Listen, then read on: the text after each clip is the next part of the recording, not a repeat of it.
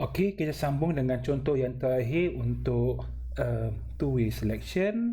Okey, dalam two-way selection kita ada dua alternatif. Jadinya kita nak pertimbangkan dua alternatif tersebut, kita akan menulis kita punya kod lah. Okey, dalam kes ini, okey, kita akan tengok contoh mengenai gaji mingguan lah. Okey, weekly wages kepada seorang pekerja. Okey, jadinya di sini kalau kita kata if the hours work exceed 40 hour lah seminggu, okey, maka dikira overtime lah. Okey, dan dia akan dapat overtime payment, iaitu didarabkan dengan 1.5. Okey, jadinya formula dia senang je. Kalau saya boleh tulis di sini, sekejap ya, di bawah sini. Okey, kita tahu gaji, wage, kan, gaji, income pada pekerja adalah bilangan jam dia bekerja. Okey, hours lah, dalam digunakan hours, darabkan dengan kadar, rate. Okey, rate di sini adalah rate per hour. Okey, ini jadinya ini adalah untuk waktu biasa lah. Okey, kalau kita dalam contoh ni disebut sebagai sekejap ya, kalau less than 40 hour. Okey, kalau greater than, ini less than or equals to, kalau greater than 40, maka wage adalah hours ni.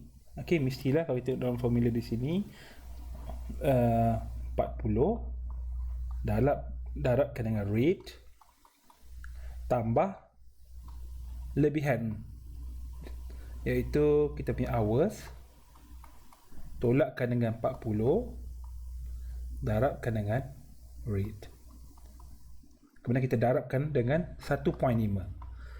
Maksudnya gaji ataupun kadar untuk untuk overtime di sini, okey, adalah faktornya adalah 1.5. Maksudnya dia lagi besar lah. Okey, overtime dibagi 1.5 punya faktor. Okey, contohnya katalah seorang bekerja 48 jam. Okey, maka dalam sini kata kalau kerja lebih daripada 40 jam, maksud saya seminggu, maka dia dapat gaji overtime.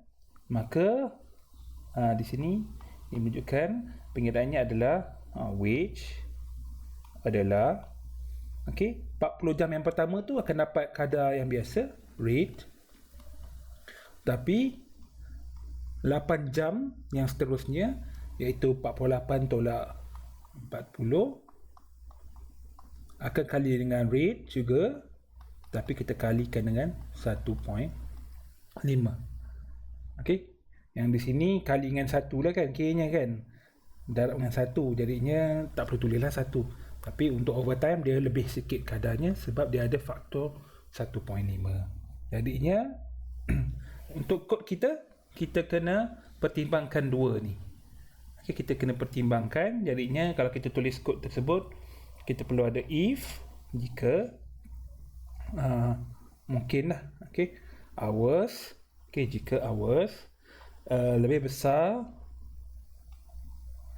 daripada 40, maka wage adalah 40 darab rate tambah hours tolak 40 darab rate darab 1.5.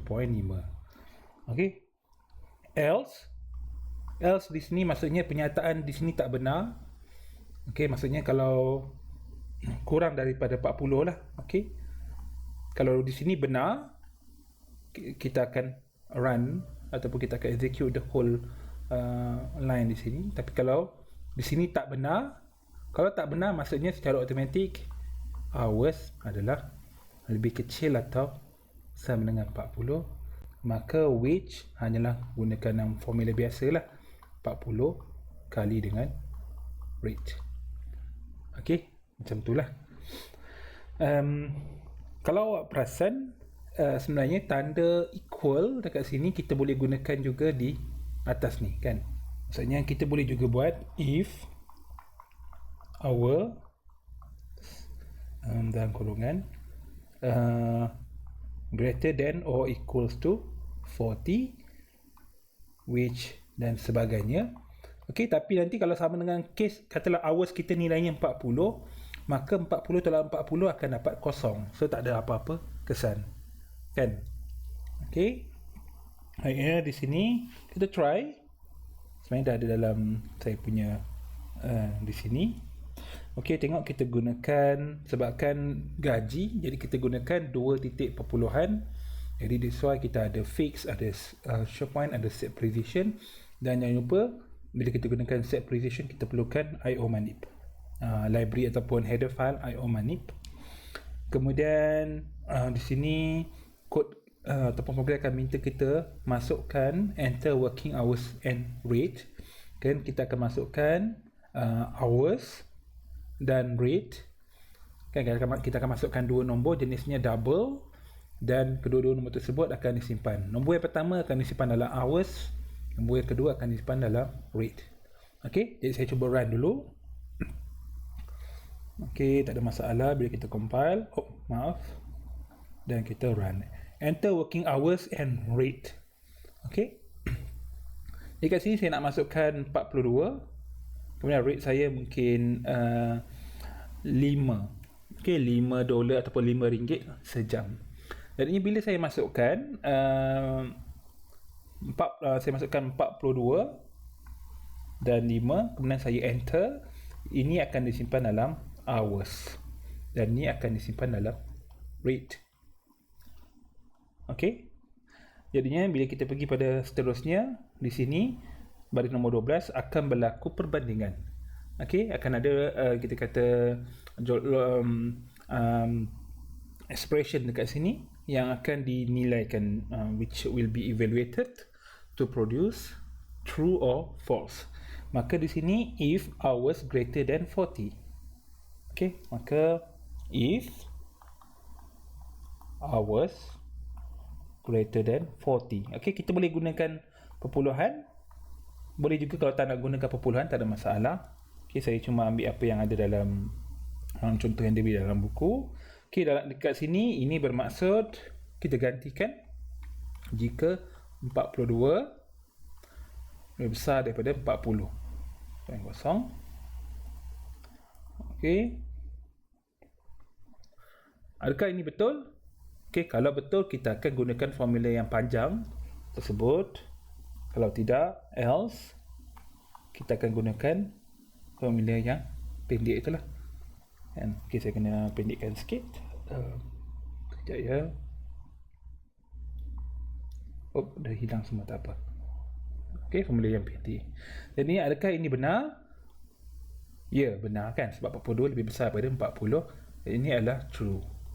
Bila true, maksudnya sini akan execute, sini akan terus diabaikan. Sebab kalau kita rujuk balik dalam kita punya nota kan, bila dia benar dia akan execute statement 1 dan dia akan terus tamat. Okey, kalau false maka statement 1 akan diabaikan dan program kita akan terus pergi kepada statement 2. Kemudian apa-apa yang ada dalam statement 2, formula ke, cout ke, apa ke, akan dibaca, akan execute dan program akan terus tamat. Okey, dia tak akan pergi pada statement 1. Okey. Di sini ini adalah benar, maka statement 1 yang berada pada if akan di execute lah. Okey, di sini kan. Jadi kita akan, sebabkan kita masukkan 42 di sini, maka di sini akan berlaku pengiraan, iaitu 40 darab rate tambah 1.5 darab rate darab hours adalah Sini 42 tolak 40, maksudnya 2 jam. Kan? Hasilnya adalah 2 jam, iaitu 2 jam overtime akan kita dapat pada bahagian ni lah. Okey, yang 40 jam yang pertama adalah waktu kerja yang biasa. Okey, jadi ya, saya enter. Okey, dan kita dapat 215. Okey, kita boleh cuba katalah kita masukkan yang berkurangan sedikit. Contohnya katalah saya masukkan 38 dan rate adalah 5 jam. Maaf, RM5 sejam. Jadinya dekat sini bila saya masukkan 38, kemudian saya space 5, kemudian bila saya tekan enter, 38 akan disimpan dalam hours dan 5 akan disimpan dalam rate. Kemudian kita tengok balik pada kod kita. Jika baris nombor 12, if hours greater than 40. Okay, so if hours greater than 40, ini bermaksud jika 38 lebih besar daripada 40, okay, adalah benar, maka execute statement 1, iaitu formula yang panjang tu.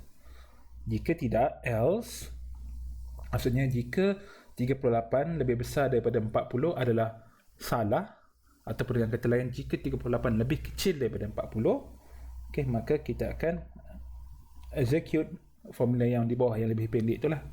Okay, dalam kes ni nilai hours adalah 38 dan sudah semestinya di sini menjadi salah, false. Maka di sini tidak akan execute, tapi di sini akan secara automatik akan dipilih. Okay, jadinya kita akan dapat pengiraan wage dengan menggunakan formula yang simple di sinilah, hours kali rate. Maka 38 kali dengan 5 lah. Okay, bila saya tekan enter, okay, kita dapat RM190 untuk gaji, untuk weekly hours tu lah, weekly wage. Okay, so kalau kita kira manually, 38 kali dengan 5 dapat 190. Okay, jadinya kita baris nombor 17, cout ni tak ada kena-mengena dengan if else statement. Maka regardless of the output of the expression here, line 17 will always be executed. Okay, sebenarnya kita tak kisah pun apa-apa yang berlaku dekat atas ni, baris nombor 17 akan sentiasa dibaca oleh program kita. Okay, baris nombor 13 dengan 15 ni bergantung kepada output di sini, sama ada true or false. Kalau true, di atas, maksudnya baris 13 akan dibaca dan baris 15 akan diabaikan. Tapi kalau false, baris 13 pula yang akan diabaikan dan baris 15 akan dibaca. Jadinya ini adalah alternatif, boleh pilih satu sahaja. Okay, atas atau bawah bergantung kepada expression dalam ni, sama ada true or false. Okay, itu sahaja untuk kita punya contoh. Terakhir bagi if else statement, kita akan pergi kepada compound statement.